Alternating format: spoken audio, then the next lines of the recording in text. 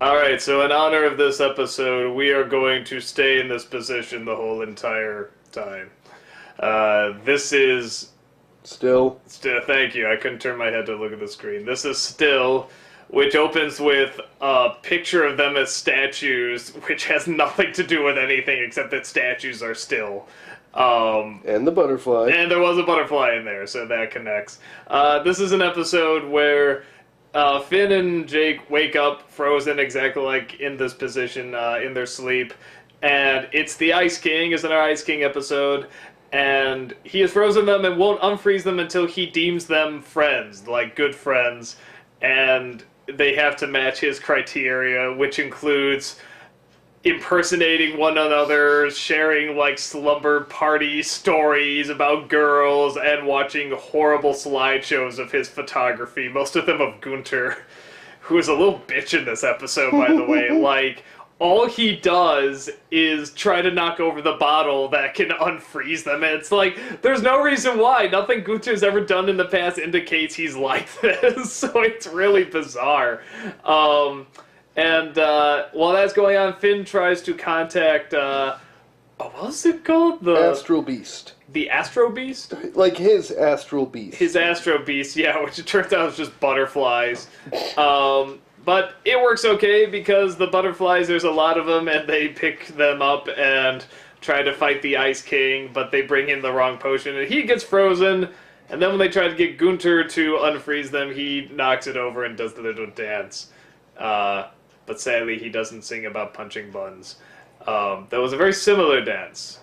So it's fine. I think you get a touch more insight into the Ice King, just how lonely he is. I mean, now it's not even like kidnapping princesses, it's just getting friends in general. Just really sad. And his idea of what he thinks having friends is about, and how he kind of connects it to suffering. Like, he kind of knows his photography is boring, and you have to suffer through this, and he makes omelets with his foot in it and stuff, so it's... So therefore, when they eat it, part of him will be in them. Yes, it is pretty nasty, but funny as well, so it's good. It got some good laughs, and I don't know if they're gonna be... It would be funny if the next episode actually woke with them, like, or opened up with them, like, still being frozen. I would like to see one where there's not, like, it's not like a two-parter, it just actually picks up exactly where it left off, with them being frozen. That would be pretty funny. But, yeah, no, it's got some good laughs, it's funny. I mean, not a ton to say about it, but, you know, it's a decent episode. How about you, Frozen Jason? Oh, this sucks. My neck hurts. No, I actually completely agree for the most part. I did like when the Ice King is saying, "What's my favorite color?" And they have no idea. The Ice King's like, "I know a lot about you." And they're kind of surprised with how much exactly, like, the personal stuff he knows. Like, he stalks them, pretty much. Yeah. I do like when he tells Jake, like, you know, you hold your emotions in, that's why you never cry. It's like, it's okay, let it out. And Jake just lets out this one single tear. Like, he doesn't say anything or make a sad face.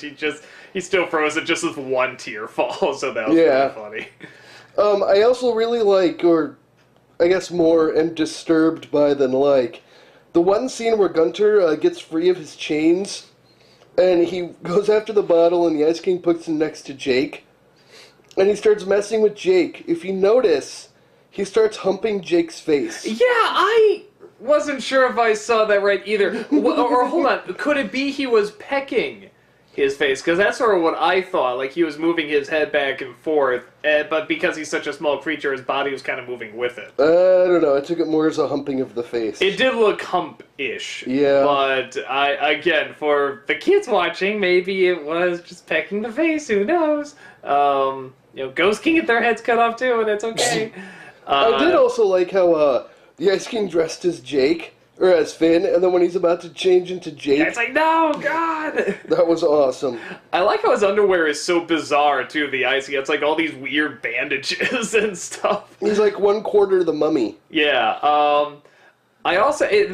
something I am noticing watching more and more of these is that, you know, I used to associate John DiMaggio, is that how you say it? Yeah. I used to associate his voice almost entirely with Bender, and it's almost exactly the same voice as Bender, but now I'm associating much more with Jake. Now, whenever I hear this voice, I'm not thinking, oh, that's Bender talking. Now I am thinking Jake. Like, if you just played a recording, I would probably associate with that now, too. So, that's kind of nice. You know, I like Bender fine, but it is funny how now, before I could hear nothing but Bender every single time he talks, and now it's like I can hear nothing but Jake. So, that's kind of nice, you know, how the transition did eventually happen. Well, I go back and rewatch some Futurama episodes, and instead of hearing Bender, I now hear Jake. Yeah, I think the reason I probably hear it now, or the one thing I do like a little bit more about Jake than I do Bender, even though Bender's very funny, is that Jake very much will just sort of do so much randomness, and